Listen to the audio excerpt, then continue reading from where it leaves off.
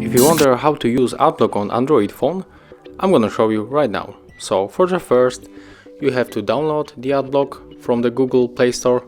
I just did it, but for example, go to the Play Store, type here AdBlock and choose one of the following. So my AdBlock is here. Where is he? Here, okay, he is here.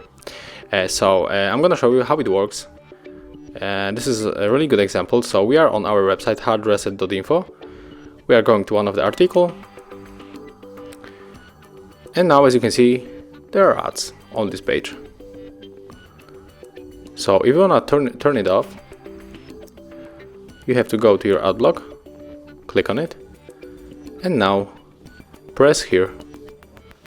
And since now when we refresh our page, these ads will be not available anymore.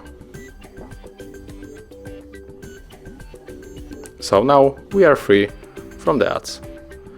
I hope that you guys enjoy. Leave likes, subscriptions and comments below. See ya!